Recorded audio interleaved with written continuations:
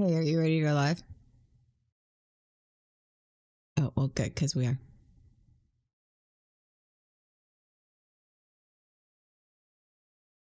I don't know, but why are you like sounding like that? That's weird. No, it's like you sound weird.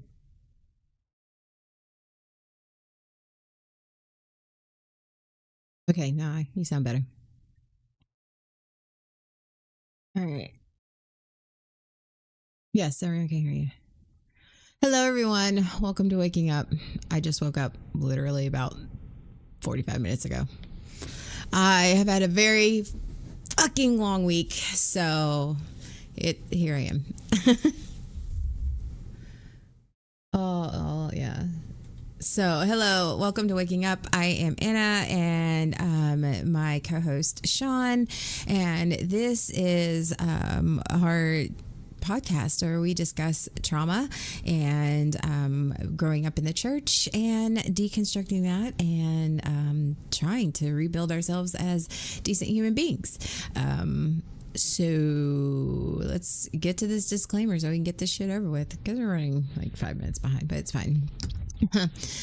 Here on Waking Up, we're not here to bash or put down anybody's faith or religion. We think that faith and religion are beautiful things when done in a mentally and emotionally healthy manner. We are not healthcare professionals. We're not certified. We don't have any type of certification. I mean, we have a bunch of certifications, but not in, not in healthcare and having to do with mental health. Hello, Asta. How are you? So yeah, we are two trauma triscuits. Yeah, that's what we do. But we do have information that if you do need to get in touch with somebody, oh, thank you, Paragon. We do have information. If you do need professional help, you can just contact us at Nerd Mom Ace on most of the socials. I'm not on all of them anymore. I decided that probably that's better for my mental health, and that's my personal choice, and that's okay. But we do have a Discord if you need to get in contact with us and etc. Yes, Sean and I both grew up in the Carolinas as Southern Baptists back in the day. If those of you who don't know, Southern Baptist denomination is a evangelical denomination of the Christian faith, very conservative, and have gotten more conservative over time. I didn't think that was possible, but here we are. And we grew up in the Carolinas, which, if you don't know, is the buckle of the Bible Belt. And so, yeah, that's where we're at. There we are. We're here. We're queer. I mean, legitimately, we are. So, I mean, yeah. So, sure. Yeah, and I'm here with it. I'm here for it. That's fine. And Sean, our topic for the day is learning to love in all of the wrong places. I know it is. That's why I am good at what I do. Yeah, I do what I do. Yeah. All right. Sean came up with actually this topic, so I will let him take the lead too. What? They should. They don't hear you? Oh, keep talking. It is showing that you are. I don't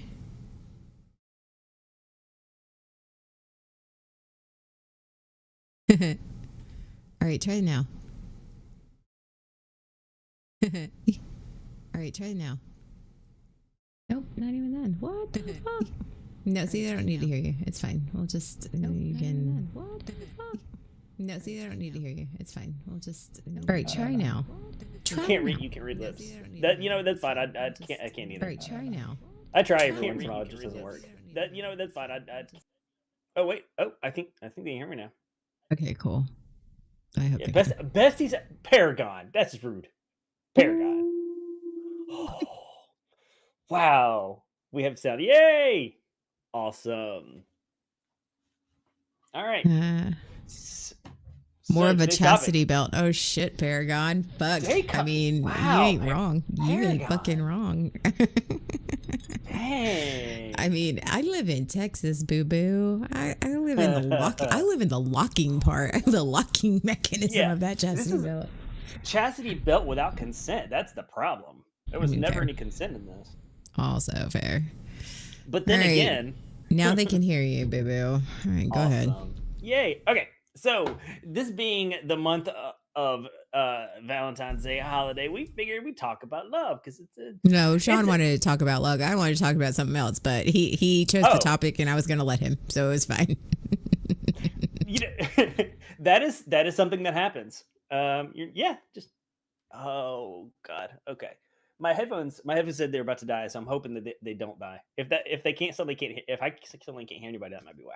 All right. Oh my God, so I chose the topic of love. Specifically the topic of the toxic teachings about relationships. Primarily the romantic, the relationships that we learned, the ideas that we learned in the church. One of the many, many toxic things that were taught. How we deal with ourselves, how we look at ourselves, how we look at other people, how we look at relationships, how we experience and see love. Those are all the stuff that we're talking about. How it affected our mental health, how it affected our relationships, and how it affected how we see ourselves. Yeah, that's what we're talking about today. Is that what we're talking about today? That is what we're talking about today, because we grew up in the time. We grew up in the purity culture. You've probably heard us say it many times, and we'll say it many times because it had such a massive impact. I think it has such a massive impact on our generation, and how we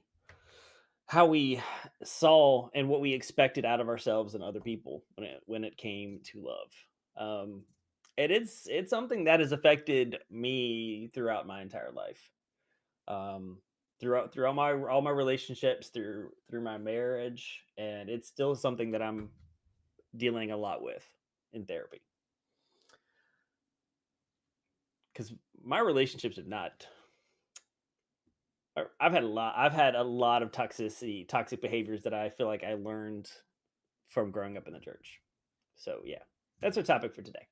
This is going to be the cup of the day. Yeah. That's the cup of the day. That is the cup of your life. Yeah, but especially today. Yeah, I would agree. I wouldn't necessarily say 100%, but I would say definitely a lot of what we learned. Again, and we speak from what we learned growing up, because I haven't been in church in several years. A lot of the behavior that I have, the thoughts and the behaviors come from the way I was raised in the church. So we're talking a lot about from what our experience is. Now, based on what I've seen, I don't think a lot honestly has changed. But I'm speaking primarily from my experiences growing up in the church. Yeah, but the reality is that even psychology, just growing up in the church, basically all of our psychologically, it's all about our caregivers. So though it is based on a lot of, for those of you who don't know or haven't really dove into your attachment styles or how you learned to love and attachment styles are really, really big, that I learned when I was dealing with my own trauma and situations in dealing with relationships and romantic relationships and friendships, etc. and so forth. It is all about attachment styles, and attachment styles all boil down to what you learned from your caregivers. So if your caregivers, like ours was very mine was a twofold, because it was very two-faced in that, what was going on at home was reinforced, but in a weird way, it was very much stuff was going on at home that they didn't approve of in the church, but we pretended to be this way in the church. So we were pushing. So it was like a double, like it was very two-faced. I was learning on both sides of the coin.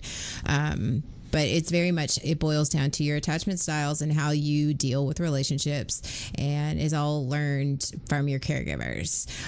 So if your caregivers were very active in the church and they modeled that at home, so it's that. But my parents didn't model that at home. So, I mean, when it comes down to that, it was, I learned how to pretend to model that at home. And so I was hammered that when I was at the church, but then when I was at home, I was modeled something different. And so it becomes a fucked up thing. So anyway, yes. Yeah, absolutely. My, what I've come to learn, because this is stuff that I'm still dealing with in therapy. This is stuff that I've had recent sessions about, is looking at what my attachment styles are, look at where they come from. And I realized that a good part comes from, as you said, it comes from the caregivers, but realizing how mine developed. And I realized that I was attempting to protect my mother. I learned how to, when I was learning to, from learning from, I saw my parents in an unhealthy relationship, or unhealthy dynamic. And I learned that she was stuck in a way. She was allowed to voice her opinion, but that was as far as it went. What do you mean? So she didn't always agree with my dad in the choices that were made. But we grew up in the head of household mentality, the learning, which is my dad was the head of the household. And although they would discuss it, he made the final decision. So it was very, very patriarchal. And so no matter how she felt about it, she would defer to him in choices. And I picked up on that. That she wasn't happy about it, and that it was always his way. And he controlled everything. And when I confronted her about it, she was like, well, it's his choice. And, God put him in charge. He's in charge of the household. Yeah, exactly. Uh-huh. So it's his decision. That this is how God structured relationships. This is how God structured marriage. Fuck that shit. Well, I think, and that's the other thing is like, and again, this is where I grew up in this weird thing, is that because once my mom married my stepdad, and my stepdad, he got saved after he met my mom, and we went to church, and we did have more structure growing up, and I hated my stepdad for like a decade, and then like I finally got over myself, but then I realized that's a whole nother trauma, but. Yeah. It was very much like he was the head of the household, and he would say that he was the head of the household. Mm-hmm. But he was the only male in a household full of 6 other females, and the only other male was the cat, and we had him neutered. Like, it's just like, so, but growing up until I was 10, it was very female dominated. So it was just this weird thing. See, I never, like, he would always say, yeah, Rick is the head of the household, and he's like, but I'm. And were you allowed to question the head of the household? Well, no, but he was also a retired Army drill sergeant. So no, we were never, like, I don't think that would have mattered if we were religious or fucking not. We didn't question that shit. You don't question when you have a former Army drill sergeant who actually fought and shit. When you go, but I did question him. I went nose to nose. I mean, I was pretty, but anyway, sorry, go ahead. I was like, yeah. It's just horse shit. I whatever. Anyway. But that idea stuck with me, the whole concept of the head of the household being not only head of the household being in charge, but also being responsible. I learned to be that I am responsible for the family or for the person that I'm with. It's my I think that's part of where I learned to take on responsibility for the other person. Um like I remember in college, there's one person that I dated in college for a short time. Um it was I remember having the conversation with someone where I said, "She's I feel like she's not religious enough." Oh, were you talking about me? No, no, I would tell you if it's talking about you. No, this is no. I don't Oh, want to say her sorry. name because I don't want to like dox Well, no, no, anybody. I no, don't no, want no. You're to. done. I just Um, realized. Yeah, it's fine. yeah, it was someone I was in color guard with. It's someone that I dated that was in color guard with. Oh, see, here's the thing: is I know who all these are. Yeah, I So see. it's I like, knew you would yeah. know. At that point, you would know. Okay, I got it. Got it. Yeah. Okay, cool. Now this is the one that I actually dated, not the one that I didn't. I wanted to, but didn't. Yeah, I talked you out of that one. Okay. You talked me out of. No, okay. Anyway, I talked you about the. I talked you out of all the ones that didn't count. The one that That's- did. No, the one that counted. I didn't true. talk you out of. And look at what happened to you now. See, that's what you you tried. You did try. And, I did and try, and you didn't listen. And look what happened. 15 years of fucking trauma. Lesson learned. Oh my god, yes. No, this is for anyone that doesn't know. Back at the time when I had gotten engaged to the person that I married for 15 years, and I told you, and are you sure? Are you sure? Here's a little trick when talking to Anna. If she repeatedly asks, "Are you sure?" That is code for That is code. I is code for I respect what you're doing and I can't make your choices for you. However, I really, really want you to step back and evaluate big picture. There's some Really? red flags here, and like- I'm waiting for you to see them. It's like the big old guy, the guy that has the big color guard flag. That's like the red No. flag guy, that one, and he's running around circles, He's and he's just hilarious. like, no, Honey everything's roasted. fine. Everything's fine. Okay. And then look what happened. I got uncommunicated. She- It's fine. yep, Excommunicated. Yep. And So here we are. But that is yeah. You. It is So the longest I told you so ever, and it will stick forever. oh, it's not going. To go. Yeah, that is not something that ever goes away. That is a situation that we talk that comes up and we joke about. And yeah, it was a big thing. So yeah, I was talking to someone in the church, and I was like, I just don't feel like she's not religious enough.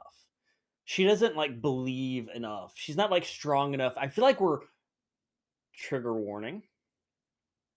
I feel like we're I know what's coming. Okay, go ahead. unequally yoked. Oh, okay. All right. I give you. I had to give you a moment. I knew it was. I appreciate the warning. I appreciate it. Thanks. But that was the thing. The unequally yoked thing was drilled into me. So I felt not only did I say that this is what I see, but I felt it was my responsibility to do something about that. Oh, hey, Eric. Yeah, I thought it was my responsibility to. You can do blame Sean something. for this topic. He's the one that chose it. Yeah, I did. I chose it. I did. Sean is needing to feel the love and air. I needing to feel the love, and this is what's happened. Why does that sound so disgusting? Which part? Which part? The unequally Yeah, yoked? it's probably the unequally yoked part. Yeah, that's Because it gives you the ick. Unequally it yoked does. gives you the ick. It gives you and second off, okay. Yeah. All right. Here's a small mini rant. Okay, unequally yoked, like the two oxen. Now I get in the Bible that the oxen and cattle was a very important part of everyday life and all of these things. But who the fuck? Like I do not want to be. I am not a cow. I am not cattle. I don't need to be compared to unequally yoked. You know what? Fuck you. And you know what? That's the other thing is unequally yoked. And I'm sorry. I'm after many years of trauma and still working on this today. It's going to be hard pressed to find somebody who's fucking equally yoked to me. I have a genius IQ. I have a great personality. I have a high EQ. I'm really talented and creative.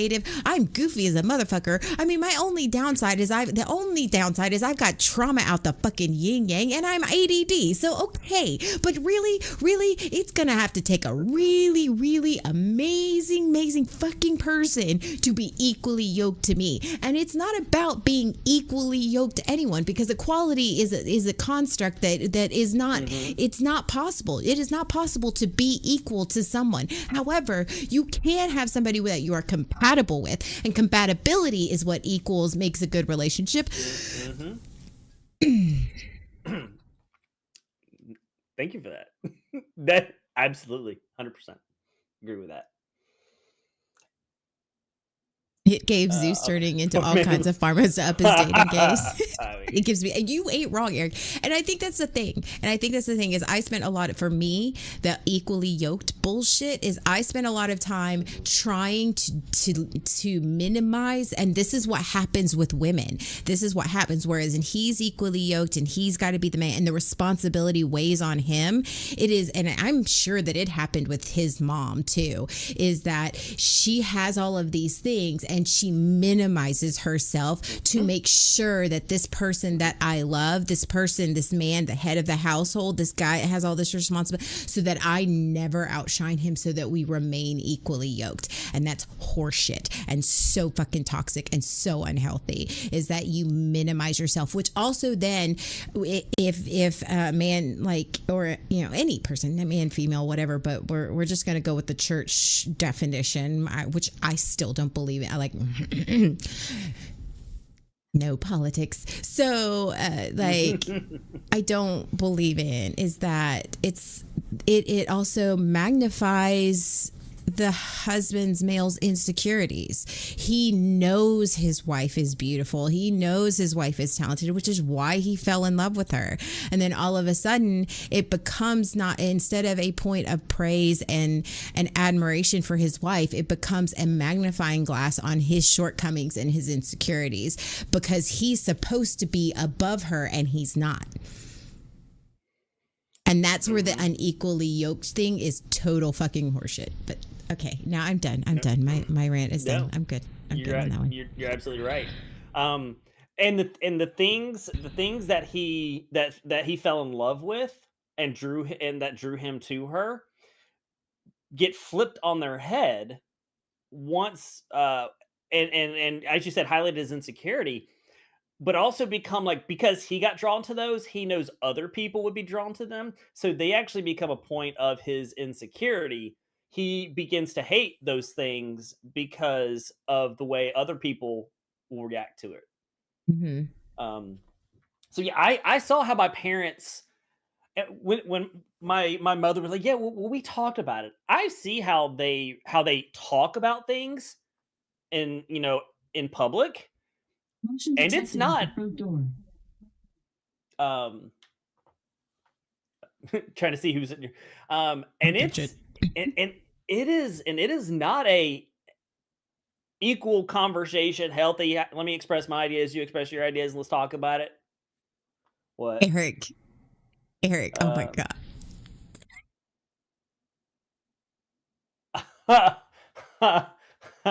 Yes, Eric. I'm here for it 100%. And Asta, it's okay to not be in a romantic or sexual relationship with anybody. It is totally fine. I think that whole pushing of needing to have somebody romantically, it just as long as you're not running from it. I think that's one of those, yes, allow yourself that time and space. I know Sean and I have both done this. Allow yourself that time and space to understand that maybe that's not what I need right now. And I'm still dealing with a lot of stuff. And maybe it's going to take you years, and that's okay. But don't run from it. I think that just understanding and just being open and honest with yourself, like you are, and you just said it's because of trauma. At least you are very honest with yourself about that, which allows you to be honest with the person you're with, or the person that might be romantically interested in you or not interested with you. It's just one of those. Maybe that's something I need to heal other things before I deal with that, because that's an external, and that's okay. And that's totally acceptable and totally fine. I've got shit that I need to deal with now that I want to, until I'm in that place. And if I'm not in that place, it's okay to not be in that place. And don't ever let, I'm not saying that they do, but don't ever let anybody tell you that you need to open yourself up to that. No, you don't have to. You absolutely don't have to. If you don't ever want to, that's also okay too. Just make sure you're not shutting yourself off with that and you're not running from it. It's okay not to be there, but it's not okay to go, I'm just going to ignore it altogether. Because that's also an essential part of your healing. Even if you're not in a romantic relationship or type of relationship like that, that's okay. Totally okay. It's just because you're loving the person that matters the most, and that is yourself. And that's the most important part. And we love you. I've never met you, but we love you. I'm very excited to meet all of my European friends that show up in our chat. I absolutely are across the pond peeps. Across the pond peeps. It's like we're at summer camp. It's like we're at summer camp, and they're across the lake. The across the lake camp. They're our camp. Hi. And that's good. You know what? Honestly, that's. That simple. Sometimes that's exactly what you need. Because I know for me, my romantic relationships while I was still trying to deal with my trauma just ended up re-traumatizing myself, and that's not okay. So ignoring the warning signs and red flags isn't fixing them, Sean. Look at Jay coming out swinging. That is. No, that's something I've said similar in my sessions is. And I've said that about other, not just like trauma around love, is how do I know that I'm healing this part of me versus I'm just not experiencing anything that is triggering to it. Look at you being all smart and shit. Yeah, because I'm like, I don't want to go, yeah, I feel like I've healed this, and then all of a sudden something happens. And oh, wow, I am not healed from this. I just wasn't there. Whether or not I was directly ignoring it or avoiding it, it just wasn't a situation that occurred. What? Nothing. Continue. So your mom and you. No, I have something that it sort of ties into this, but I want you to finish that discussion about your mom. And when we got sidetracked.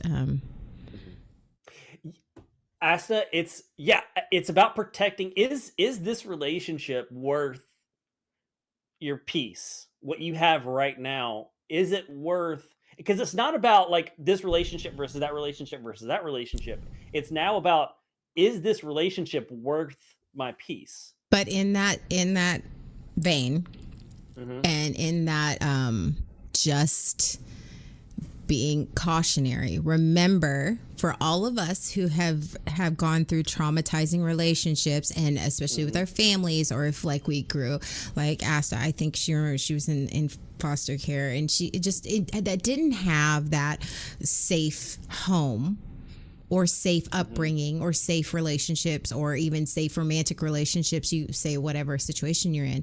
Remember, normal to you is unhealthy.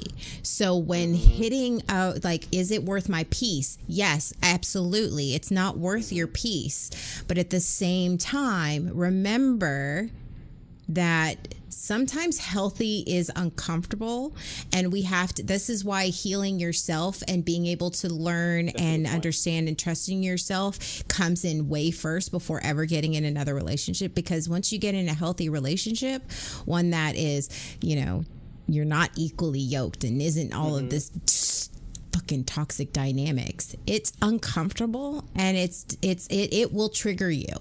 Being in a healthy relationship will trigger you, and learning how to work through that is, especially with a healthy partner, especially if they've been traumatized and you both are like coming at it with, okay, we want to, it's uncomfortable, but it's uncomfortable because you're learning to do the healthy thing, and it sucks at first, but it's understanding that for yourself. Yeah.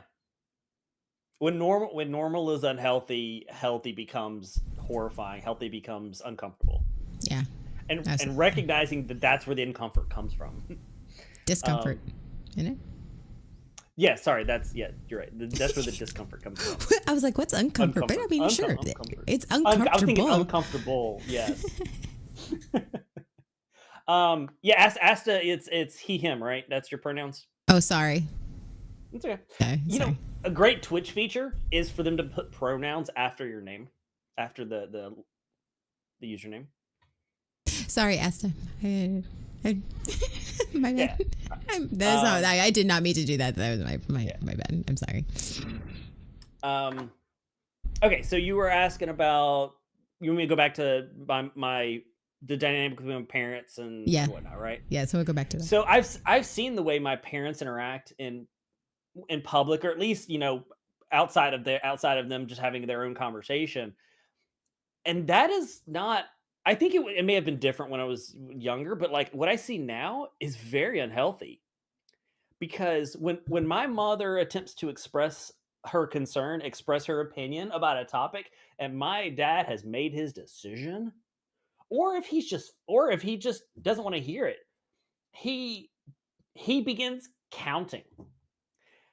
You know, the old, it's something I've been around for a long time. When you first told me that, and I got enraged. I told it as a matter of information, and it hits you. Go ahead. So I'm going to answer for my people kid. that don't know. Okay, yeah. For people who don't know, so there's some people use the counting as a way to calm themselves, or a way if they feel triggered, if something hits them, they breathe and they count 1, 2, 3, 4, 5, 6, 7, 8, 9, 10, or whatever your calming, grounding thing is. Like for my dad, it was the counting, counts to 10. He has turned that into a toxic behavior that I didn't recognize until recently, until we talked about it.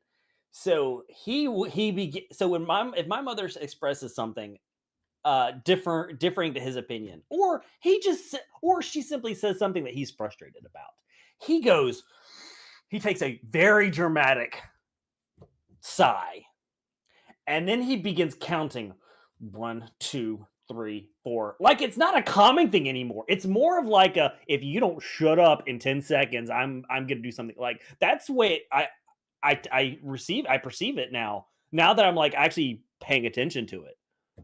And he still does it. And I'm like, oh my God. And of course she stops talking. She completely will stop talking. And she shuts down. And I'm like, this is the dynamic I learned as a kid. To minimize yourself in order to maintain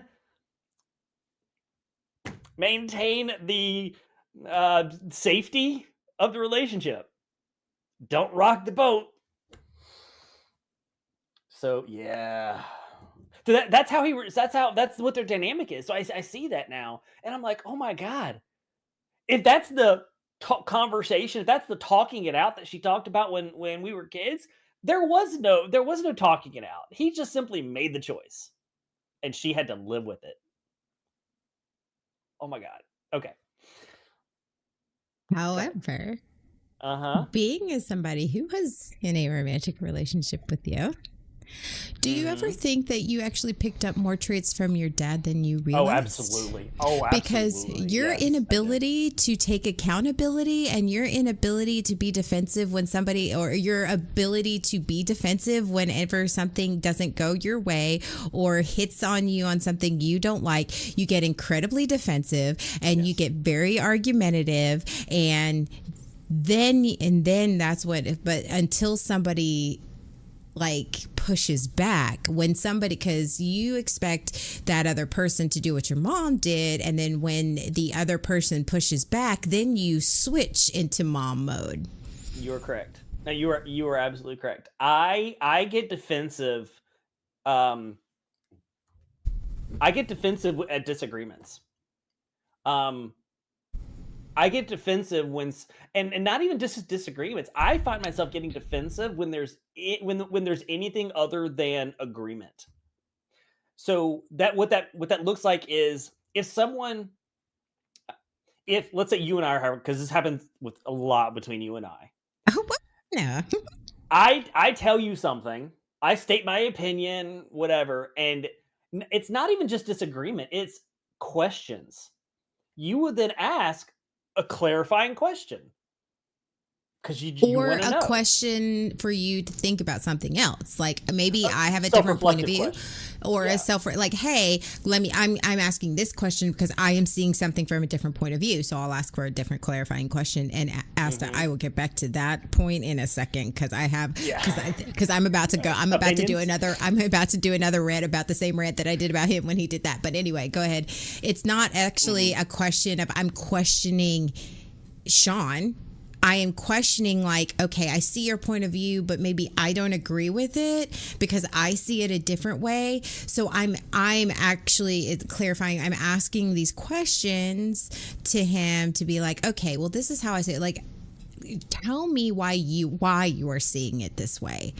I'm asked the questions because understand. I need more information because maybe I am not seeing it the right way, or maybe I am seeing it differently because of something else, but he doesn't see it that way. My default is defensiveness. My default is you are questioning me as a person. You're questioning my legitimacy. How dare you question this? And in the back of his head, he's thinking, you are questioning my authority. I thought it's bad. It is something I've had to work hard on. I've been defensive because I had people call out my defensiveness back when I was in college. Like, so it's not anything new. I have to catch myself when that happens. I have to catch myself and go, they're just what am I defending? That's what exactly, what am I defending? And they're not like, I quickly turn into a villain. I quickly turn into that villain mentality. It's like they're doing this and they're trying to poke holes in me, or I immediately become like, ugh. Instead of taking it as face value, as they're asking a question because they want to know, they want to understand, they want to clarify, it's just a conversation. So yes, I completely agree that I tend to have I tend to bear a lot of similarities to my father. Oh. Yes. When Sean told me this, he told me, and it was literally, I don't even know. It was when one of his parents were visiting, and he was telling me about, apparently there was a fight. It was something, I think I remember. It was like about going to dinner or something stupid. And like, his mom was like trying to get him to do something, and he was frustrated or whatever. And he started counting, and I fucking lost my shit because I was over here going, that is shit I do with my children. That is a child. That is like what I do. And here was the thing is, unlike Asta, is like there wasn't all hell to break loose, but it was the opportunity. Like I never like physically punished my kids, but they knew like, okay, you have 5 seconds to either correct your behavior or because my kids, if you guys haven't noticed, they are very opinionated and I allow them to have their opinions. However, there are times times where that opinion is like, okay, I've heard your opinion. It's not necessary at this point. So it's like, you need to get doing what you, and I would count down, 5, 4, 3, and they're like, okay, we all right, we got to get it done. And that's the thing that you do when you're parenting to a child, understanding, okay,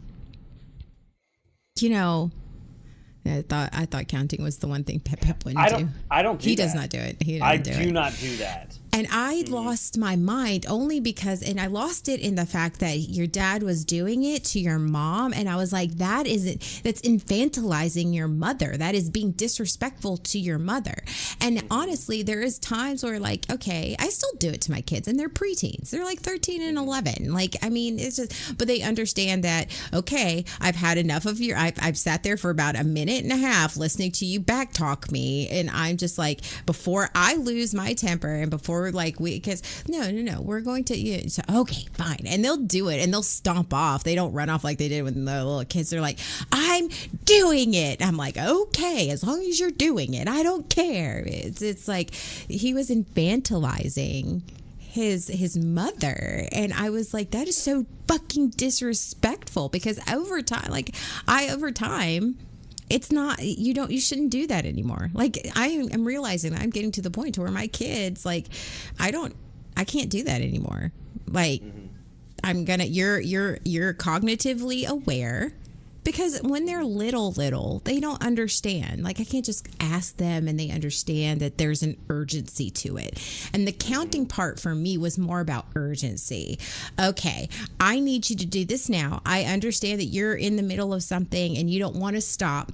You're playing or whatever, but this is something I've asked you to do repeatedly, and now I need you to get this done now. So it's teaching them a sense of urgency and not a sense of punishment. So it was never about fear. It was about, okay, this is important.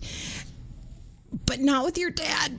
Your dad was like, what the fuck? Like, asked us, Foster, like, what the fuck? That's not about fear.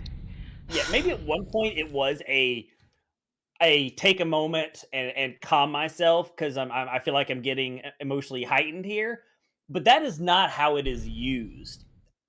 You seeing the dynamic, that is, as soon as that happens, like, boom, everything dies. So it is, however it started, that is not how it's used. Like I said, it is used to, and as Asta pointed out, it's similar to that. It's like, you had better stop. Whatever it is that you think you're doing, or you're doing or saying, it had better stop. And that's how she reacts to it. So, yeah, no, I don't. I don't count. I do not do that. It's interesting that I didn't recognize it for what it was until we had that conversation and you pointed that out. I'm like, okay, because I've lived with it. That's always been there. He's always done that. So it was like, it's kind of pulling back and getting that view of it and seeing the kind of glass shatter, like, oh my God, that's what's happening. So that is one of the very unhealthy dynamics that I learned from the caregivers. So I feel the need, I feel the need to kind of protect and stand up for my mother, but at the same time, I find myself having some of the same behaviors that my dad does. But I think when we grew up in the church, that was considered, and I know from as somebody who is a female, that obedience part of it, that was the dynamic that you were learned or taught, and you learned, is that even as a kid, you had and you know what, pause, Asta, sometimes that is actually very powerful. Trust me. I learned that is something that, even though that is I learned what I don't want to be like that. Just like when I was like, I don't want to, that can be very powerful tool to heal. I know what I don't want to be, and so I want to heal what I need to. I use that as a motivator, especially with my parenting. I'm like, I don't want to be like that, so I'm going to do what I have to do so I don't so that I'm not like that. And it's very powerful. But that submission, that obedience, was just, it was pushed on us so much. Hmm.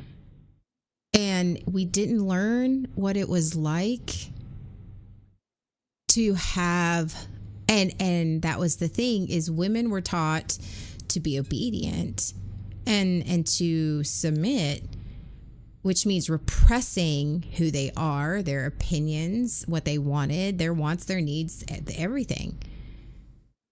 And it wasn't about learning how to be equally yoked ever.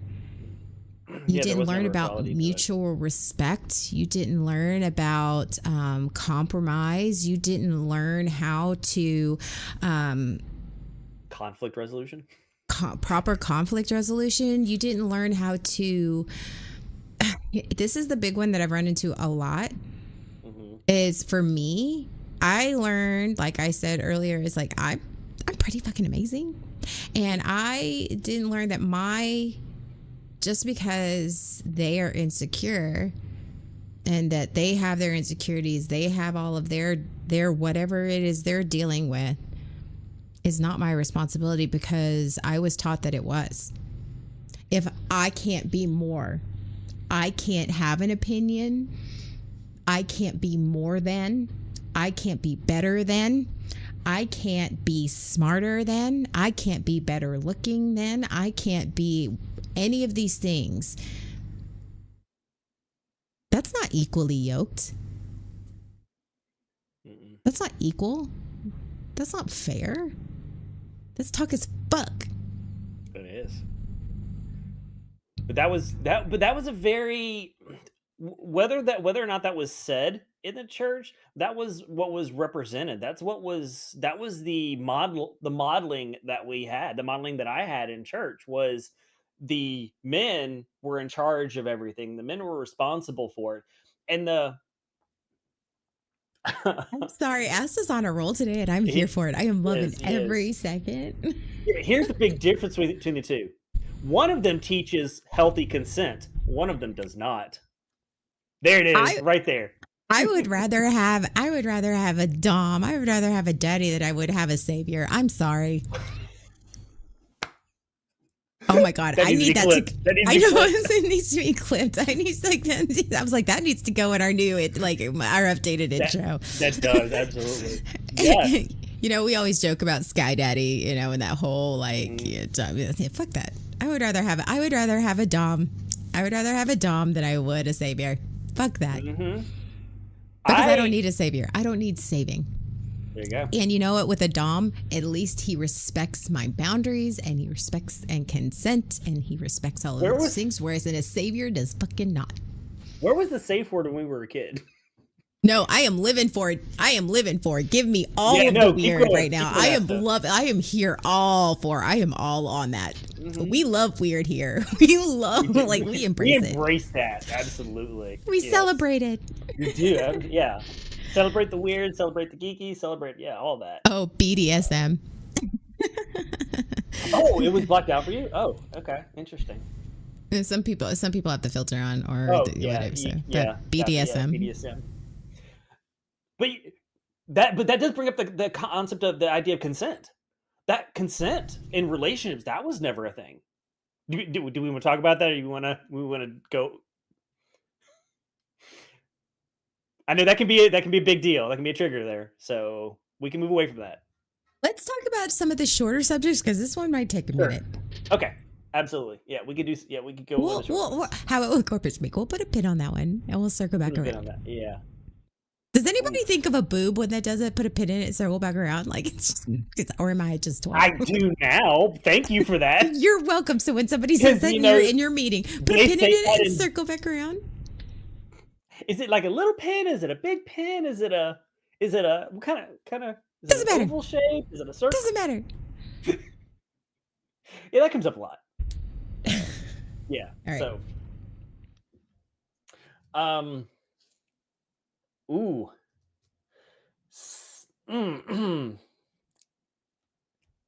Suffering in love. We want to get into that one? You go ahead. Okay. So, it's a piercing, so it's a sideways.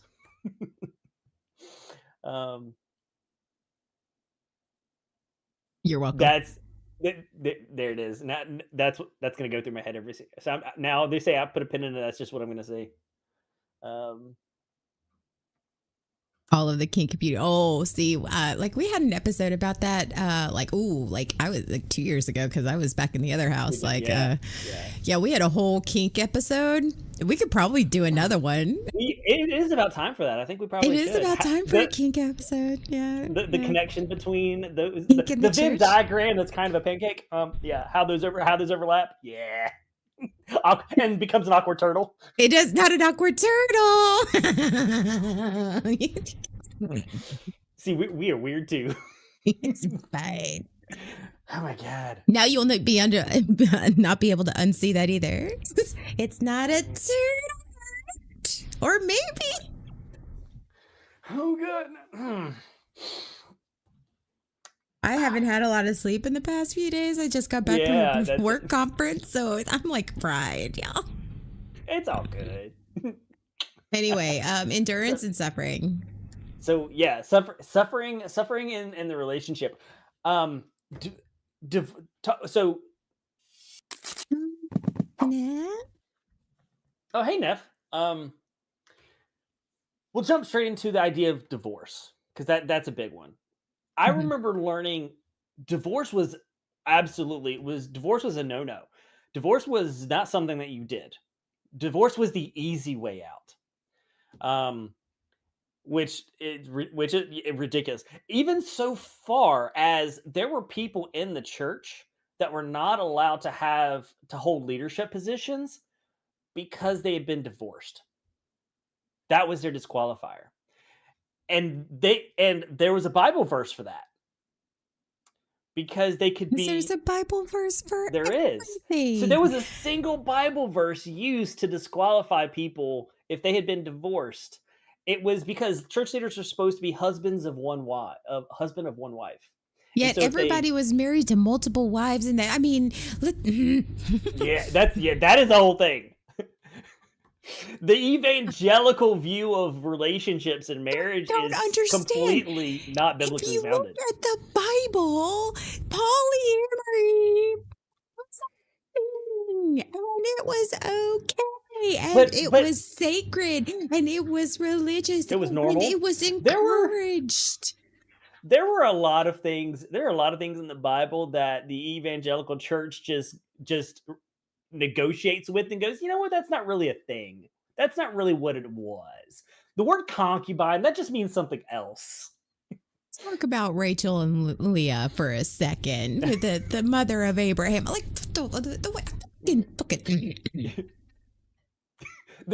their opinions. So, divorce was not a thing. Good. Okay, I'm sorry. I'm not gonna because I can get on my so many fucking this whole polyamory and the whole we need to be with one wife and one fucking husband and all of these things. No, it was encouraged in the church. Like it was like if you go look actually in the Bible, there were multiple wives and multiple like. Yeah, it was very different. The Bible encouraged, endorsed, or at the very least didn't discourage. Who are you? Divorce. Yeah, that's Well, you didn't have to get divorced when you were allowed to just take on someone else. There was no point in getting divorced if you could just go, okay, well, I'll just add another concubine, I'll add another wife, I'll add another this, whatever. Not that was ethical non-monogamy, but the idea of poly was biblically. A lot of people in church, a lot of the people in the Bible, a lot of people that were lauded and praised for being, Christ-like, God-like, fell in that category. So, but yeah. But if we were talking about hypocrisy within the evangelical church, we could be here for a long time. Supply No versus demand refunds. dynamics must be enforced. No refunds. I mean, Yeah, yeah. I mean, sometimes you don't want a refund. Sometimes it's just like goodwill. You're just like, no, I'm just gonna, just let it. I'm gonna give. I don't want to throw it away, so I will just give it to somebody who wants it. Like Someone, that's really how I someone feel will. about. I feel about divorce. Like it's not about getting a refund. Like I don't, because I can't get that money back. Just like you can't get that money back after after 10 years or so. But you know what? I'm gonna donate this to a thrift store or a charity or whatever, and let somebody else love that. For maybe they will find Sure. that. My Really, trash, someone else's treasure. I don't You think of know it what? as trash because that's like not fair either. Because there's a reason, but I'm just saying it no longer is healthy or good for me, or Regifting. maybe it doesn't fit correctly anymore. But maybe it will be the perfect fit for somebody else. That's how I view it. It's you're just regifting. I don't As want a refund. I just let somebody else benefit from something that doesn't fit me anymore. There you go. That was given to you. That was not given to me. But It no, was no, not but- given. I was bought and sold. I was bought and sold like a good Christian girl, Nev. It just cost me my, my mental health, my self-esteem, emotional your health, self-worth, my your- self-esteem. I came with a very expensive dowry. What? This is where we okay. go, people. This Yeah, is what that's happens. it. So suffering in silence, suffering. Yeah, suffering in silence. So you do what you do because how many sheep and cattle is that word? I live in Texas now. You do the math. Mhm. Cattle is big here. Release some of our exes back in the wild. They considered a war crime. I know. I've heard stories about Jay's exes. That's not far from the truth.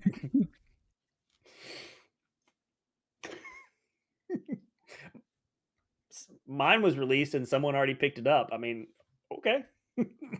That's fine. Somebody adopted it before you gave it up for adoption. You're like, are you done with that? Are you sure? Yeah, Are you done? are you done with that? Yeah. It's like rehoming. It's a slow process, but you rehomed it. If you just come and pick it up, you can have it. That's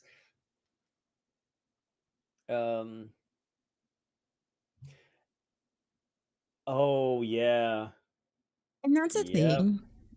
And that's a thing. And that's okay. I mean, that's an apathetic tug of war. Oh no. Sometimes, and because when I got separated and I was really worried about my kids because I know the devastation that my parents' separation and divorce had on me and the trauma that it had. But because I decided, both Searix and I decided to not be like our parents in that aspect, and two, we decided that we needed to work together. We made a conscious effort and a conscious choice, whether that was difficult or not. We knew that we wanted our kids were important. And I know that about a year ago, the oldest hatchling was like, you guys don't fight anymore. It's like their view on it wasn't when Chris and I have conflict, it isn't, oh, mom and dad are fighting again. It isn't a fear-based thing. It's just like, oh, we're having conflict.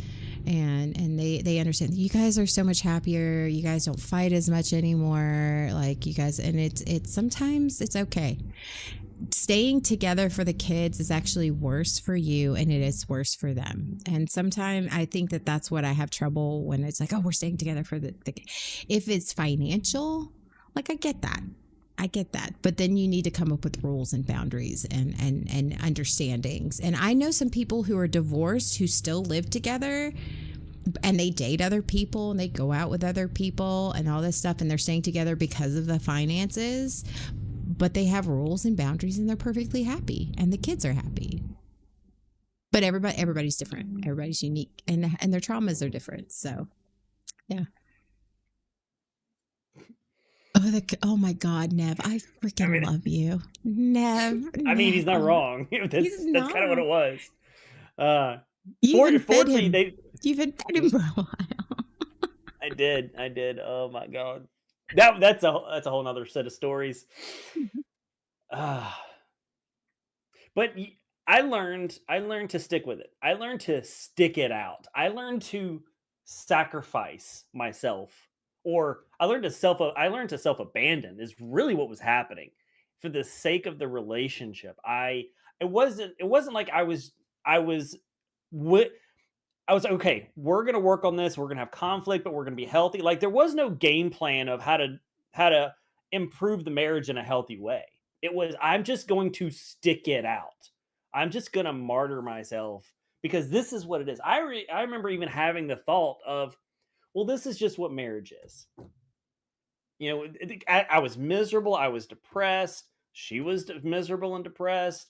Neither of us wanted to be there anymore, but neither of us were willing to. Both of us had grown up to the extent learning that you don't get divorced. But there is a difference between enduring through the hard times and working through the hard times, because all marriages they do go through, or any type of long-term relationship go through difficult times, and that's an up and down scale, just like with any relationship.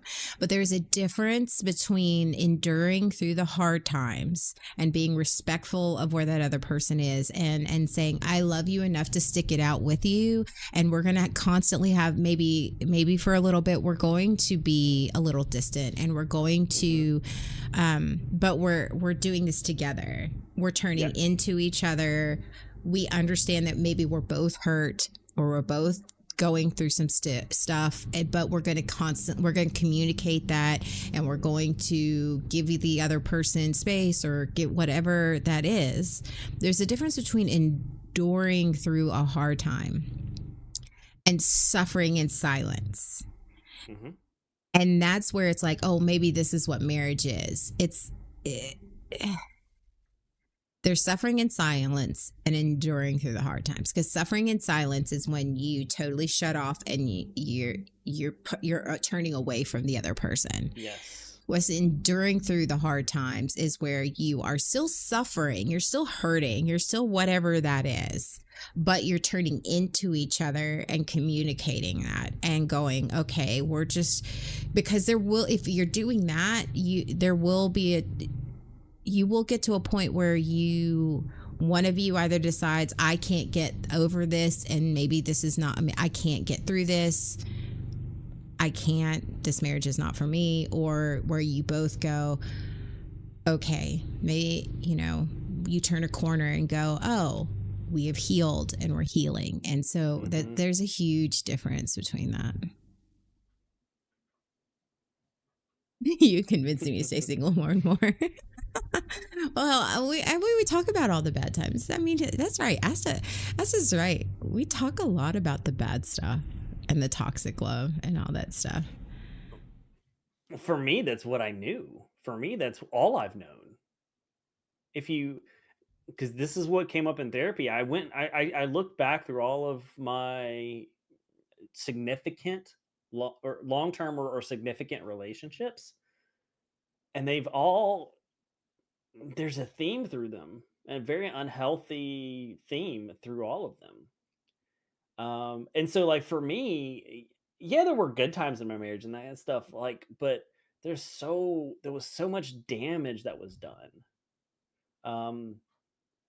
That's the stuff that comes to mind. That's the stuff that I'm in therapy for. That's the thing. I don't go into therapy to talk about all the good stuff. I'm opposite of that. I mean, yes, there was damage done, and there's a lot of hurt, and there's a lot of toxic shit that I have done, and that has been done to me. And, but the reality is, it's not just me going to therapy to talk about all the trauma. Mm. But I mean, I think now as I have started to heal, it's me learning to accept the good. It's because I said at the very beginning, it's uncomfortable. I don't know what the good is because I don't know what that's like, and how things when it comes to my parents. And see, Mm-hmm. that's where it starts, is learning how to heal that first, which then gets you into the romantic relationship part of it. I didn't realize how much that mattered until I started doing my healing. But for me, my therapist and I are starting to work on recognizing what is healthy, what's healthy boundaries, what I desire out of a healthy relationship, and what I want and what I need out of a healthy relationship, and how to recognize when healthy is presented to me and how to recognize when it's unhealthy, because I didn't know the difference. I just know they both made me feel like uncomfortable, but it just like it's in different ways, and she was teaching me, going, okay, let's is it making you uncomfortable because you're afraid, and that fear, is that fear based because they're going to hurt you or they have hurt you, or is the fear based because you think they might? And taking that accountability in, maybe I need to just take a minute. But Mm-hmm. yeah. Yeah.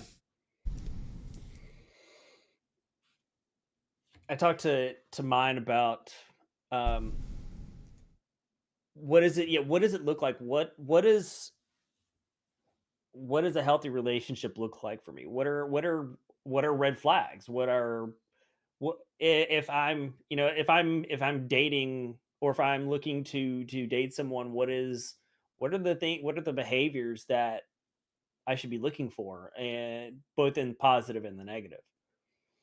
Um, and I say it's difficult. It is what I'm so used to looking. I'm so used to unconsciously looking for the unhealthy. So I've said I'm a kind of recovering white knight. I'm codependent. So my what I've looked for, whether I what I say whether I meant to or not, but what unconsciously look for is who fits into that, fits in that category. Who is a subject, who is a person that I can perform those things with. I have a problem with, I'm working on um productivity. That's another thing that I have as part of that, is I have to feel productive and helpful in the relationship. And if I don't, so subconsciously I look for people that I can help, can be helpful to. That they have a problem that I can solve. Yeah. That's a ooh, that's a tough one. And on top on top of that, the other thing that I've learned that I look for is people that are unavailable. There's a part of me that is that so I've grown up believing, having a problem with self-worth. And so in my looking at my relationships, like the relationships I've had through a lot through college have been, I've ended up with people, I've found myself drawn to people who are unavailable in some way. And I think it's because I didn't believe I was worthy of having something, worthy of being loved, and worthy of having something, or scared of my emotions. So I tend to find people that are unavailable. You know my relationships. You know the people that I dated, that I was or dated or were with, or whatever the term is. What? Okay. Yes. But I Uh-huh. think there's a second layer to that. Okay. I think that you dated it because you were not worthy, but there was a part of you that was like, they're unavailable in some way, shape, or form.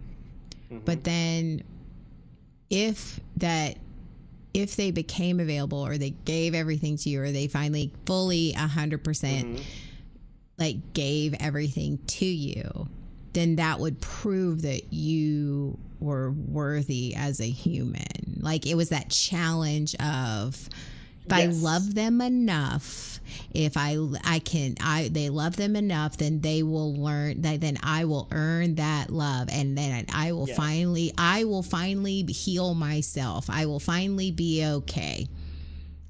It was not enough to accept someone's love. I had to earn it. I had to actively, which is like part of where the productivity thing is. I had to find someone who I could help, who I could fix, who I could resolve their issues for, I had to have someone, because I had to prove that I was lovable, that I was worthy of someone's love. Because if I just received it without having to work for it, it didn't feel real. Yeah, but you also, it's like they're unavailable. So if they're unavailable, then there's that distance also. It's keeping that distance. I will always look good because they will never fully see me. And if they fully see me, I honestly think that like if they fully saw me, then all of a sudden I feel like that resurfaces, that then all of a sudden the insecurities and shit will come to the surface. So for a while they can, because they're unavailable for one way, shape or form. But then it's like, but I can always come out looking like the white knight and the good one and the rescuing because them. They don't see what's under the surface. Because they're not completely relying on me. But once that they, I'm like, then all of a sudden everything will come to the surface, because now all of a sudden you have to be vulnerable, and you have to expose all of that stuff about you and all of the part, and then all of a sudden it's like, and I don't look so good. Because I don't have anybody else to vilify, because you could vilify whatever it was that that was keeping them from being 100% available. They're traumatized, so they don't want to fully commit. They've got all these problems, so that's why they're not committing to me. But it's okay. I'll love them until they figure it out. Or they're with somebody else, but I know that I'm better, and so I'm gonna show them 100%. Like, hey, I'm better than this. I can give you what they can't give you. And then when they jump ship and they're all of a sudden wanting to date you, and then all of a sudden it's like, oh, well, yeah, I could give you all the things that they couldn't give you, but here's all the things that they were giving you that I can't give you. It's the polish suddenly comes off. I'm able to control the narrative from a distance. Not so much when they go face to face with you, huh? Exactly. That's when things start to break down. That's when who I really am, all the insecurities, all the self-worth issues, all of that becomes a lot more evident when all the other stuff goes away. And don't worry, I'm the same way too. Just in a different way. I'm the same way too. Yeah. It's fine. That's why it's like I'm working hard at just letting all of my trauma out on the internet, because at least it's like, you have no excuse. You can do your homework. You have no excuse of like, why are you like this way? I literally have years of research that you could do before you hop onto this ship. So don't even fucking start with me. So if you want to complain, there is it. I mean, I will work on it and we can work together, but there is no excuse for you. I got individual trauma sets. I got individual podcasts. I got group podcasts. What do you want from me? Like, there is no excuse. Go do your homework. There's no stalking on Facebook or anything else. Just go to my Twitch. Just watch my podcast on Twitch. It's fine. I feel so awkward around somebody who coworkers tell me, oh, she's available.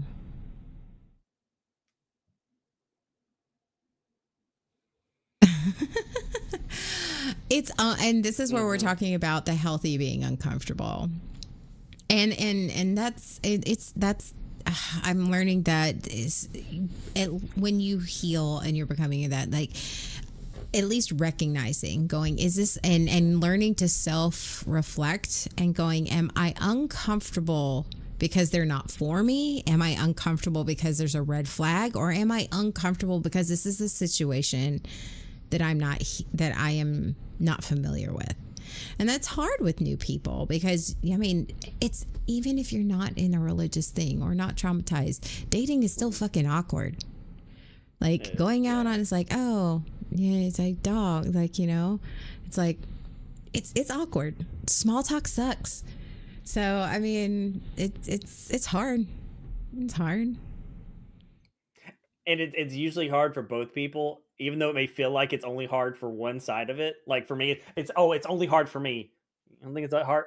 It's probably going to be hard for the other person too. It's going to be just as awkward for them. I feel like that's why situationships have become more prevalent, is because so many people don't want to move into, they like the happy fuzzy feeling of having sexual relationships, some casual, where you never get into that part where they don't want to be vulnerability has become such a fear and such a sense of like a literally overwhelming phobia of being vulnerable, that it's like, okay, I just don't want to be in a relationship right now. We can do all the relationship stuff, but I don't want to be in a relationship, because being in a relationship will then require you to be vulnerable and actually going through the hard shit. You don't have to go through the hard shit if you never commit.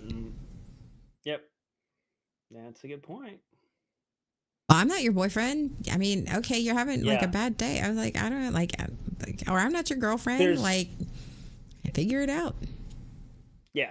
It's I mean, we can go out and fuck and go out to dinner if you want to hang out. And sure, I'll be your plus one, but I mean, yeah, it's easier to do that. Yeah, and lines get blurred. Oh, whatever.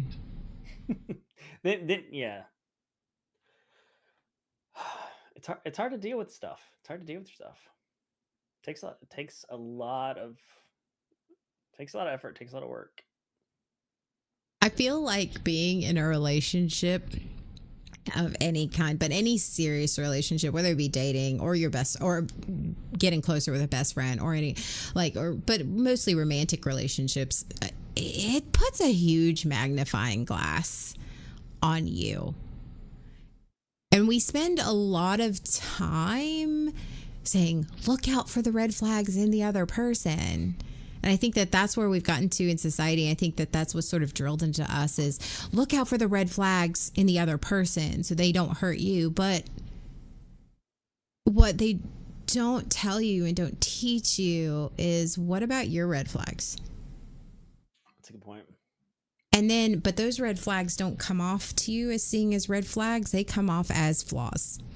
And red flags are flaws, but I was like, is this a flaw that I'm aware of and that I need to discuss? Because red flags aren't necessarily bad things. I mean, yes, for some people they are, but like, I'm just saying in yourself, oh, this is a red flag and I don't want to impose this on somebody else. Or you can have this honest conversation with somebody that you want to be romantic and have a relationship with, going, here's a red flag. I'm very insecure, but here is how I'm working on it. But that requires you to be vulnerable. That one requires you to pull the red flag out and going, yes, I realize this red flag is right here. And I realize I come off as, chauvinistic and misogynist or whatever, or sexist. I realize that. But I realize that about myself, and here's how I'm working on it. And I can't say that it's healed, but I would really like to work through this with you. Watching the horizon for pirates. That's a Sea of Thieves reference right there. Yep. Oh, see, that's cute. That is. Absolutely. You know what I would do, because this is the type of person I am. I don't know if they have this brand in there, but like if you call him Skippy, because he has I would totally I don't know if she's allergic to peanuts either, but I would totally be the one to be like, bring a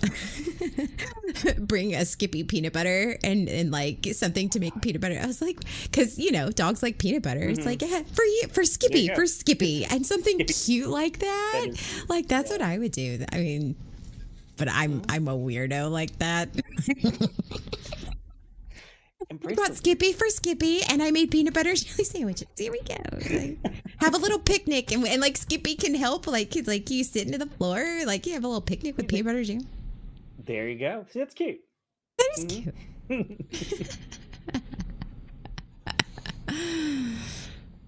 But that's the seeing the red flags and seeing being self-reflective of that. That's the thing that scares me about getting into a relationship is the I know what I'm working on.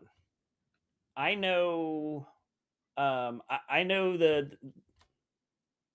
More dating the tips and tricks.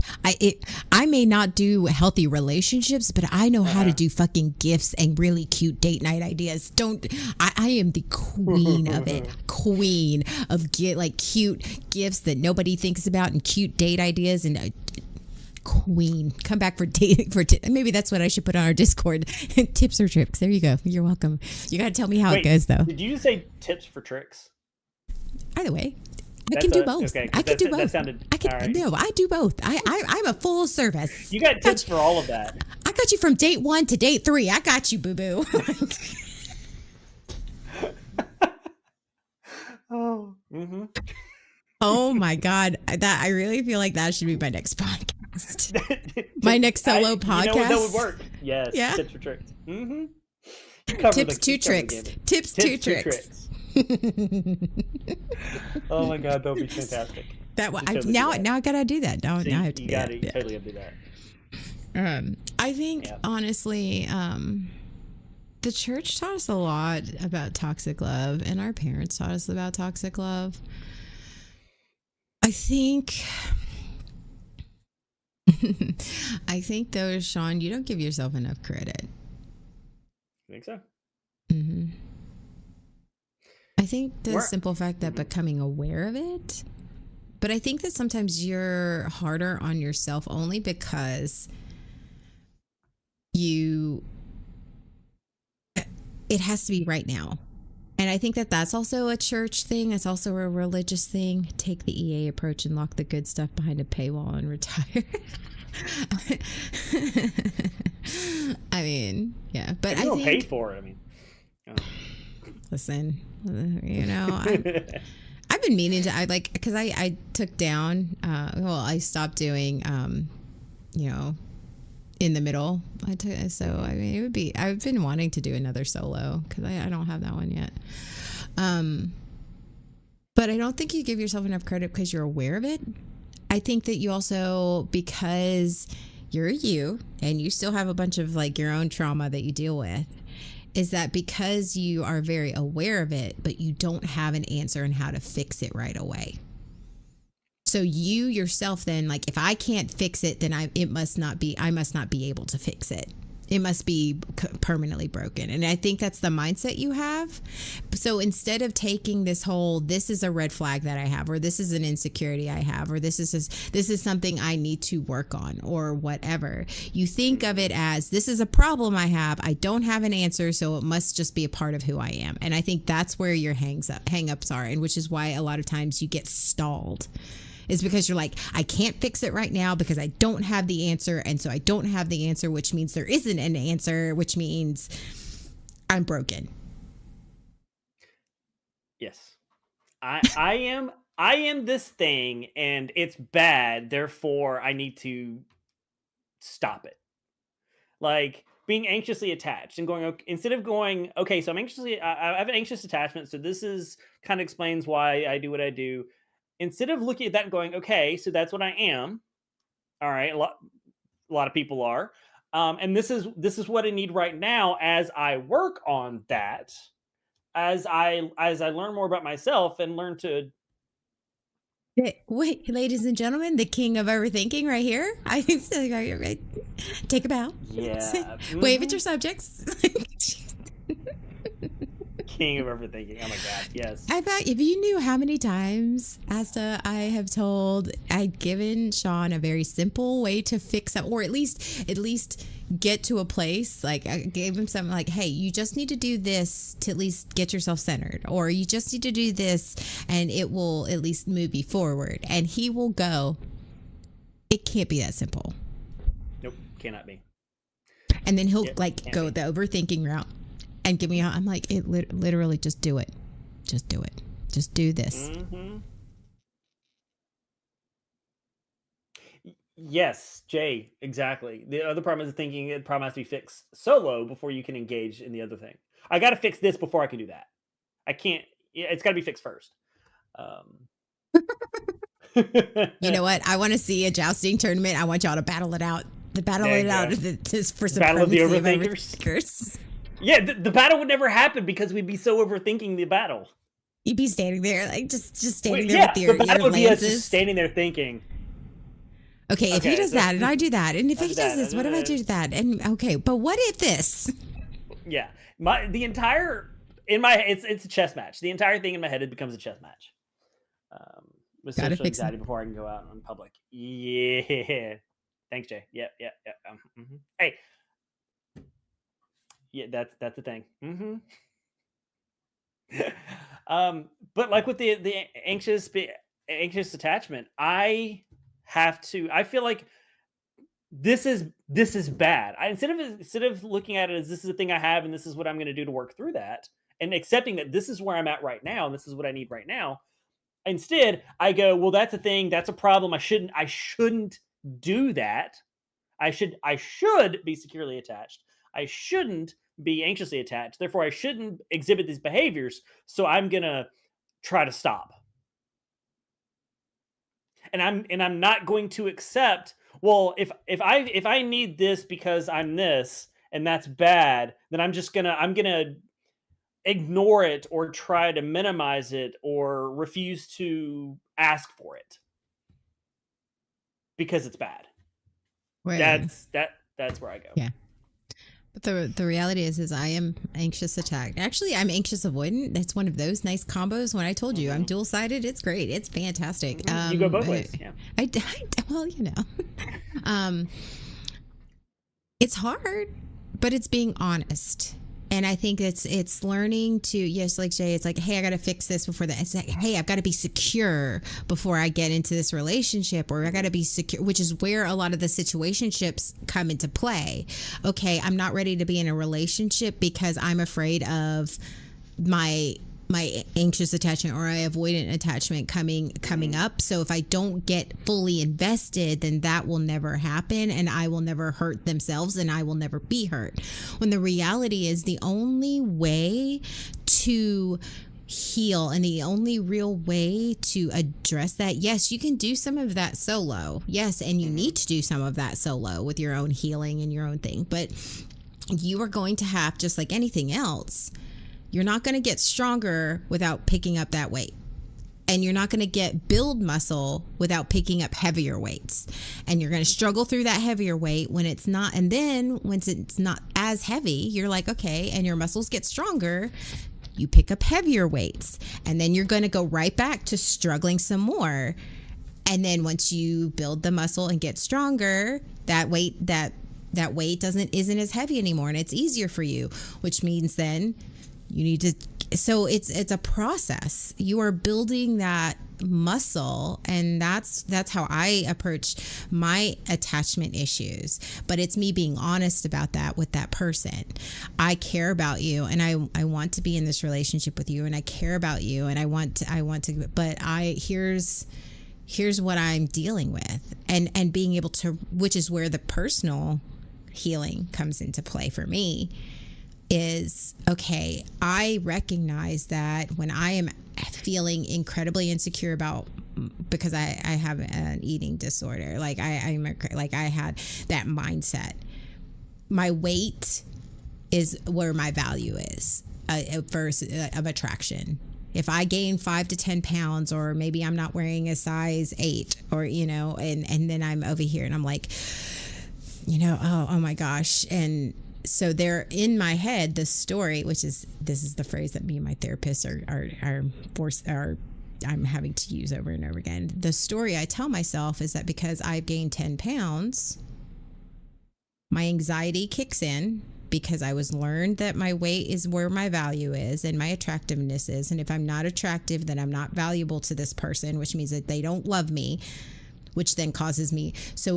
But being able to communicate that and going, here's the story that I'm telling myself, and I need you to tell me, or either reassure me, or I need you to give me that reassurance. And that's not me being needy. And if they tell you you're being needy or all of that stuff, then that's because somebody who loves you will be like, I am feeling anxious and that you're going to leave me because I am 10 pounds heavier. And you have to be willing and open to give that. But that requires that openness and that vulnerability. Yeah. Vulnerability. Ooh, vulnerability. That's a fucking knife to the fucking chest. So much of what we learned about our relationships, romantic, and was all about masking and covering things up and not being vulnerable. Mm-hmm. We were all trying to be. I say, in my church, what I saw was everyone was trying to one up their piety.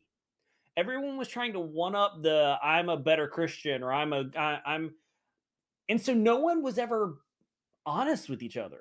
No one ever really seemed to be. No one was vulnerable with each other. It was all surface, and so like I learned to mask everything. I learned to hide everything because I didn't want to be looked down upon as not being good enough, not being pious enough, not being whatever. So all my relationships became vulnerability was dangerous. Vulnerability was used against you.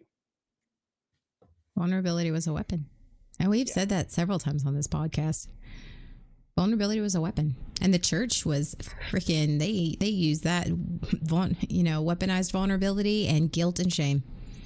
Absolutely. Those are the tools of the trade. Yeah. They were applied all the time. All the time. That's how you get people to do stuff in the church. That was how you got people to do stuff. Make them vulnerable. Mm-hmm. If they're vulnerable, then shame them so they do exactly what you want you to do.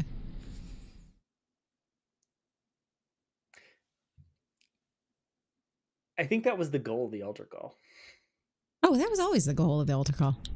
Was to invoke the guilt and the shame and to get the vulnerability out of people, to find out what they're dealing with. But remember, they also guilted you that if you didn't do the altar call, if you weren't vulnerable, then you weren't being honest with Christ and your fellow. It's a whole cycle. It's a whole freaking cycle. Which then they wonder why we can't do healthy fucking relationships. Like, what the fuck? What the fuck? Oh, yeah. Yeah. I think though, and I know this is going to sound a little weird. It's going to sound a little weird. But why not end on a little weird and sure. something? I think that's the what personally I enjoy about, like, in that healing process and discovering the toxic love versus the healthy love and how it affects me. And it's also made me more aware and it makes me more aware and empathetic towards other people and in their process and in their healing. And, I think also for me, it's like, because like the avoidant, they're not pushing me away because they're cold-hearted or narcissistic. They're pushing me away to protect themselves. And no, I'm not going to do that whole, well, you're pushing me away, I'm going to try harder. No. At least then I can sit in the understanding of I'm not telling myself the story that it's something that I've done. And I think that it provides the compassion and openness. And if you're with somebody who is also in that place, it becomes a quite uncomfortable, unnerving, just scary place to be, but also a very healing place to be, that vulnerability and being able to be vulnerable and open and knowing where your limits are. It's like learning where your limits are, because in the church, they didn't tell you about limits or boundaries or any of that. Finding the healthy part is so fucking hard. It's hard and it's unnerving and it's uncomfortable.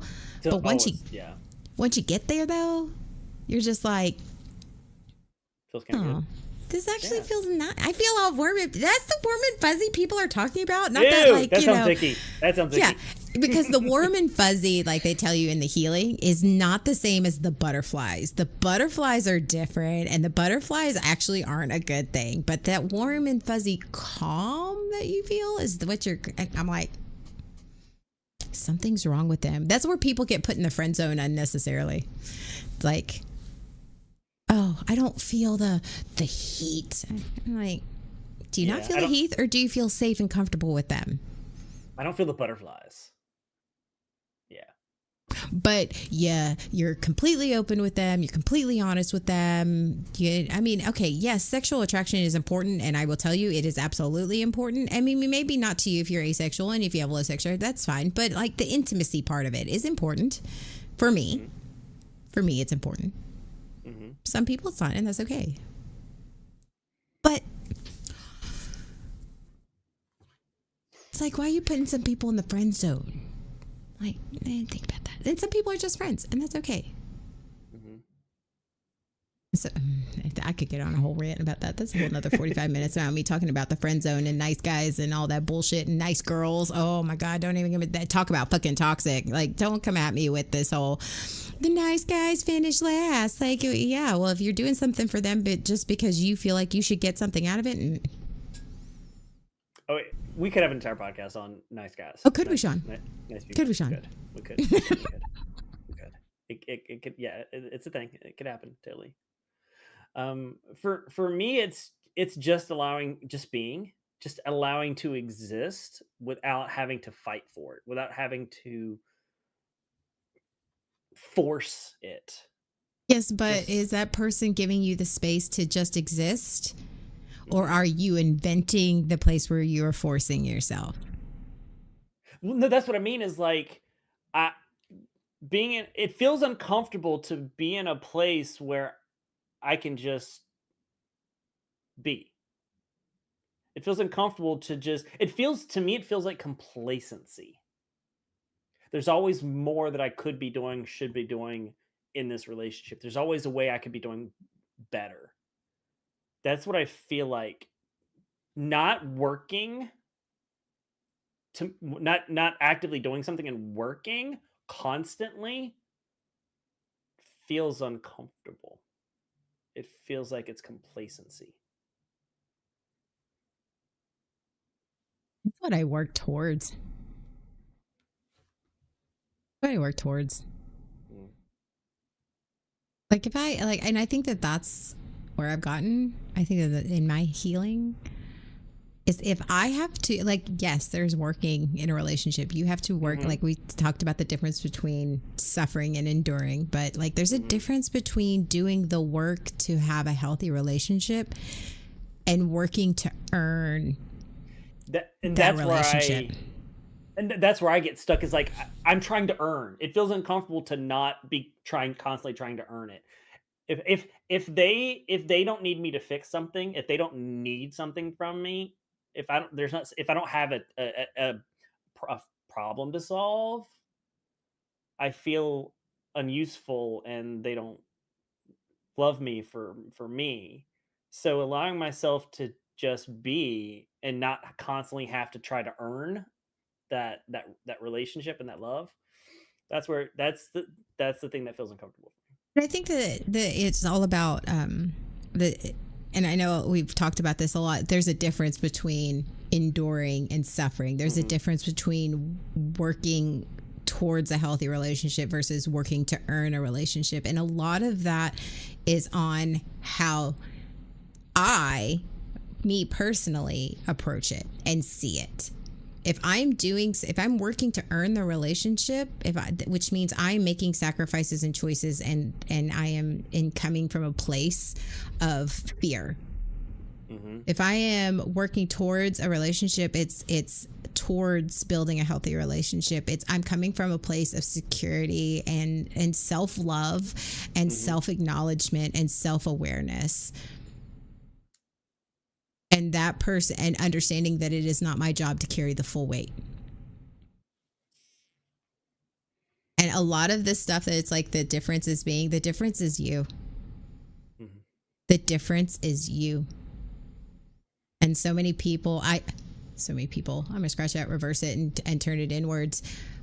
where I went wrong a lot of times in romantic relationships because of the church, because of my experiences growing up, is a lot of the reasons that I had repeat relationships were all very similar in how I was me. And that's not me taking full responsibility, because they did some shitty things, but I gravitated towards the people that I knew would do those things to me. Yep. And I wasn't aware of it, because in my head I was trained to see it in a certain way. But the difference is being me. And then now over time I learned that, like, if I see those same behaviors, I can go, that's not acceptable to me. I'm out. Mm-hmm. I'm not going to fix you. It's not my job to fix you. It's your job to fix you. And if you're not willing to do the work with me, then I'm not carrying that load for you. Yeah. And it's not their job to fix me either. I had to get out of that mindset. It's their job to take care of me. Just like he said, it's like the head of the household. It's their job to make the choices and to help. Yeah. There's asking for help, and then them expecting you to, like, do everything for you. It's where the responsibility lie.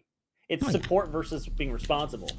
I can support the person, but it doesn't make me responsible for them, or responsible for whatever they're going through. Mouse is like, are we done yet? Or yeah, pretty much. What's happened here? She's a bear. She's dirty. Like a potato cat.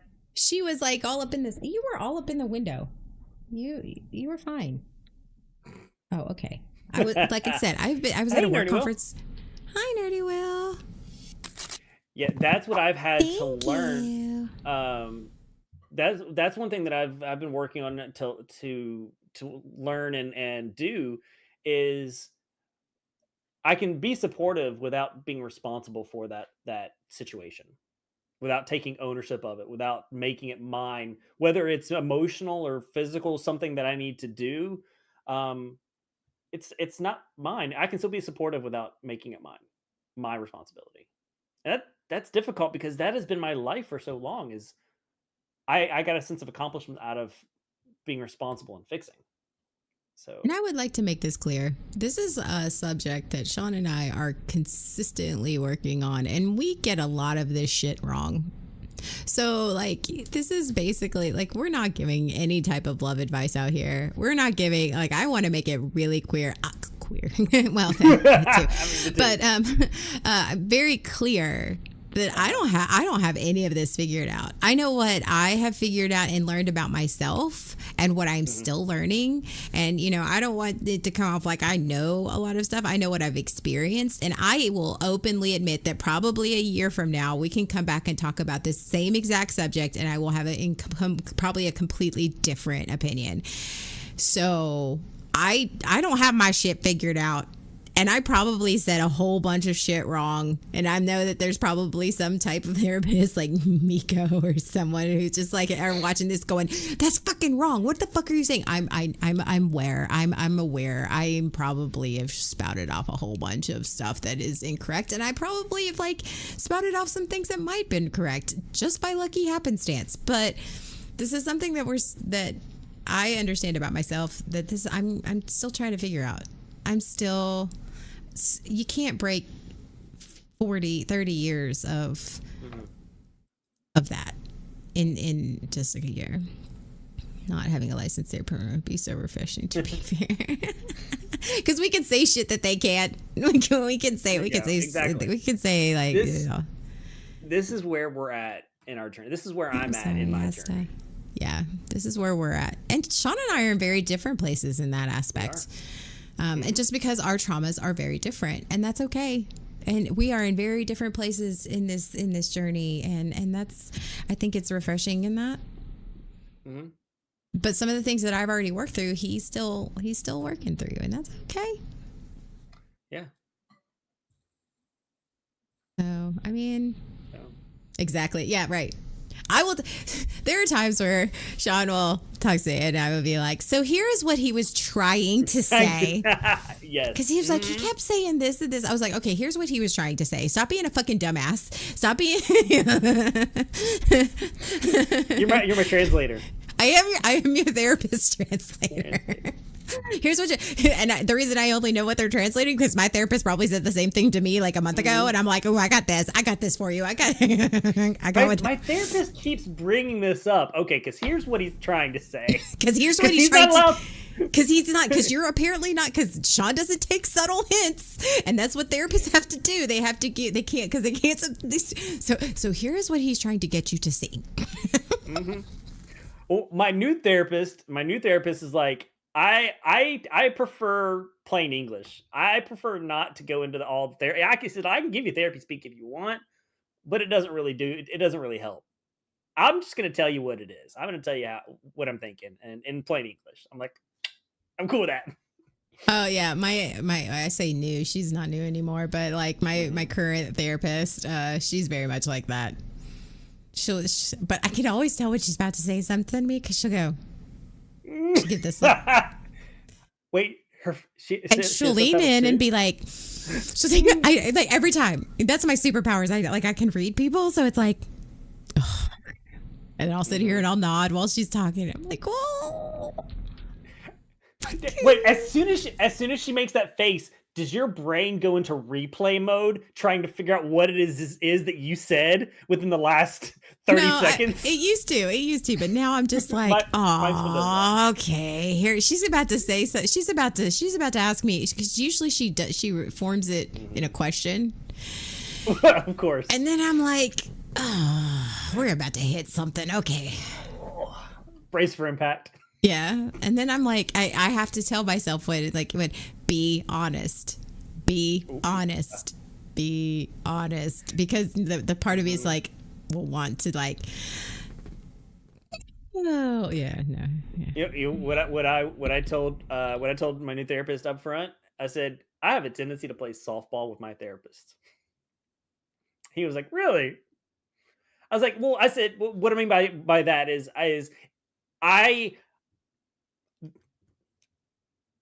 if I'm not careful, I will take the easy route. The things we'll talk about are the easy stuff. That's what I mean by playing softball. I said I will say the things to make it easy so that it just, it's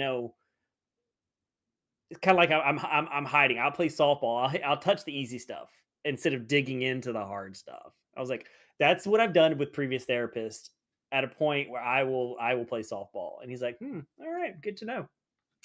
We'll look into that. he's like taking notes. I'm like, oh God.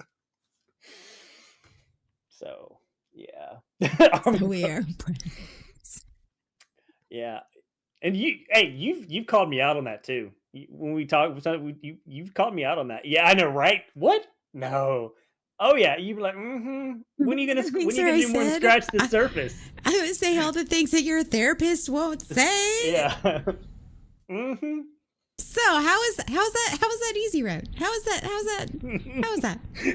I picked my hard. Really, they're both hard. I was picking the wrong hard. Were you picking the hard? Were you picking between intermediate and difficult? Okay, that's a good point. Well, hard in terms of You were choosing between the infected wound and the cold, and you thought, the cold, healing the cold is going to be, it is making me miserable, but it's not as bad as this, so I won't deal with that because that's gonna suck. Yeah. Yeah. So let me take some Theraflu. Meanwhile, it's all like his wounds all like infected and like gangrenous and like. I'm just gonna wrap a little ace bandage on it. It's fine. It'll be fine. I'll rub some dirt on it. I'll rub some dirt. Yeah, because dirt don't hurt. Please don't call me out. See, that's how you know you're amongst friends. It's because we ain't gonna judge you or shit. We're calling ourselves out. That just may happen to coincide. Welcome to our little fucked up family. Welcome. All right. 2 hours. I was like really tired while we were beginning on. Yeah, I was like, because again, like I've been pulling. Yeah, you've had a rough week. I hate masking. I fucking hate masking, and that's Oh where yeah, you did that for like 3-4 days. Oh god. Yeah. Hi, it's so nice to meet You did you. the professional masking. Mm-hmm. Okay, yeah. Mhm. Uh-huh. Yeah. Oh, your face starts hurting from the smile, the fake Yeah. smile. Yeah. And yeah, like I have to, like I've learned that I have to do the full face so that it smiles in my eyes. Because if I just do that, that just makes me look Uh-huh. disinterested. So it's like I Mhm. really have to be like put on the full beam. You almost have to convince yourself. Yeah. Mm-hmm. I call it the cheerleader face because I end up doing the cheerleader head bob. You know The how like when nod. cheerleaders like I end up doing the nods a lot. I can absolutely see this. Yeah, exactly. And talking to somebody, Uh-huh. Yeah. Hey, I've been in conversations with you when you've done that, so it's fine. and it made you feel better, didn't No, because I it? recognize it. I realize what you're doing. I'm like, Oh, oh, Asa. Like usually I don't, and it just only because it was a big conference and it was like professionally that's what I had to do. But yeah, trust me, it's the moment the convention hall closed. It was like it drops. And mhm, it's exhausting, isn't it? it is exhausting. It's exhausting. And I hadn't masked like that in a long time. So I was super tired. Like I was like, because like when you're running on that masking adrenaline and that serotonin and dopamine, because you are masking so hard, like and when you do that all the time, you're running on that level all the time. But when you start healing and you don't mask anymore and you have to step up to that level, you realize you're not running on that dopamine, serotonin, happy chemicals that your brain is faking. Like then you realize it is literally full concentrated energy, like they do in Star Trek. Concentrate Yeah. all the energy to the warp core. That's usually where it is. That's really yeah. That's a good analogy. You tapping out every resource that you possibly got in order to focus it on this one thing. And when you're not used to doing it, I liken it to like a standing job versus a sitting job. If you have a standing job, like when I taught, my first months in teaching, it was miserable because I wasn't used to standing a lot. But then it kind of becomes, yes, it's still exhausting, but it becomes, you kind of get used to it. But then when you have a sitting job and then you all of a sudden are standing all the time, oh my god, it sucks. So yeah, it's absolutely exhausting. Yeah, all my mental and emotional resources went to keeping the mask up. And so when I got Yeah, back to my hotel room, it's like, "Did you party?" I was like, "Yeah, my party was with a pizza and my pajamas." Like, pajama no, pajama pizza party of one. because I don't have any desire to schmooze with anybody outside of the professional realm. Thank you. Yeah, this is a. My resources are limited. I have very limited spoons, and I tapped my spoons out at noon, and I still had to go another 5 hours. So nope, I did not. Yeah. Healing makes you boring sometimes, and that's I mean, that is true. You don't have the crazy stories, but nope. that's a yeah, that's actually a good thing. I mean, I have crazy stories, but it's usually because my filter is off now. Oh. I don't put my I don't have a filter. I spend so much time putting the filter on. Unfiltered Anna is a good time.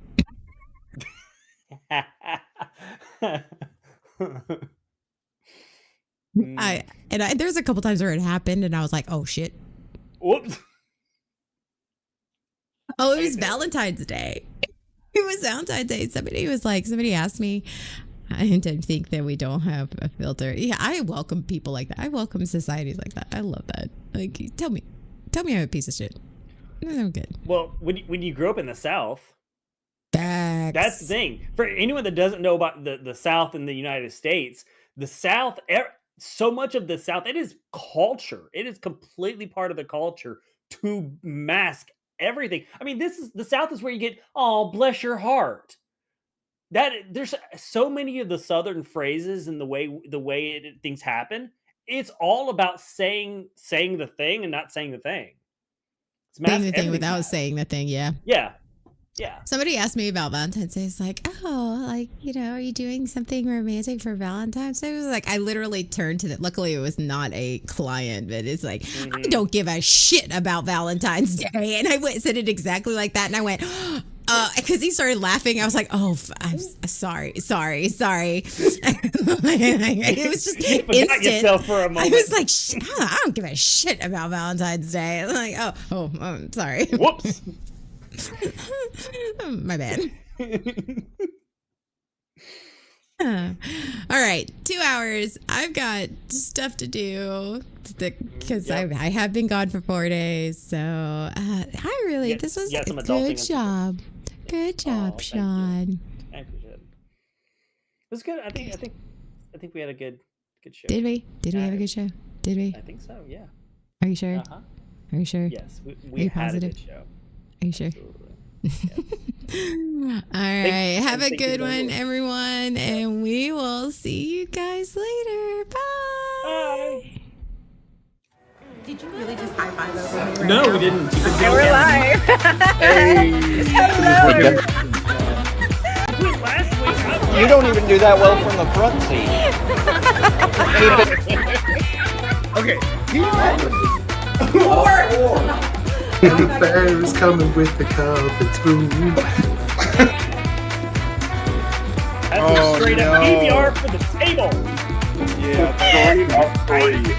I think it called. She ain't judging us at all.